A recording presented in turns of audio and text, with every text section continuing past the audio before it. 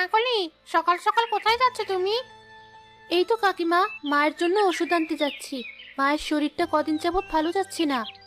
আচ্ছা যাও, কোনো সমস্যা হলে বলো আমাদের। ঠিক আছে কাকিমা। বেচারি, ওর মাও সারাক্ষণ অসুস্থ থাকে, ছোট ভাইও কোনো কাজের না।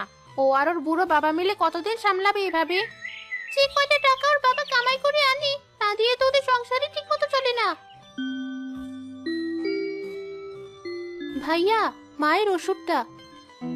আগের কত টাকা বাকি আছে জানো? এখন আবার মায়ের ওষুধ চাইতে এসেছো? দেয়া যাবে না কোনো ওষুধ। ভাইয়া, পরের মাসে আপনার পাওনা টাকা দিয়ে দিব। এই মাসের ওষুধটা অন্তত দিন, নয়তো মায়ের শরীর আরো খারাপ হয়ে যাবে। না না, টাকা ছাড়া কোনো ওষুধ দেওয়া যাবে না।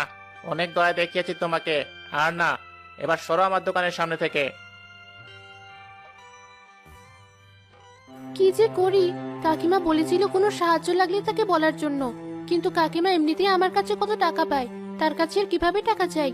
দেখি অন্য কোনো ব্যবস্থা করা যায় কিনা।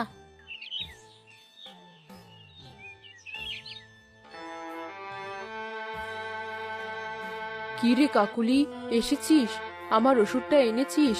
আমি আর দাঁড়াতে পারছি না, মাথাটা কেমন যেন ঘুরছে। না মা, দোকান বন্ধ ছিল, পরে দোকান খুললে তোমার জন্য ওষুধ নিয়ে আসবো। এই সময় যে আবার কেন দোকান বন্ধ করে রেখেছি কে জানে। আচ্ছা যা, তুই ঘরের কাজগুলো করে নে। আপা, খিদে পেয়েছে, ভাত দাও। ওই তো এসেছে আরেক নবাবজাদা, আসতে না আসতেই ভাত চাওয়া শুরু। কয়টা বাজে হিসাব আছে? এত সকাল সকাল ভাত খেতে চাইছিস যে? অত কিছু জানি না আমি। একটু পর আমার খেলা আছে মাঠে, ওখানে খেলতে যাব।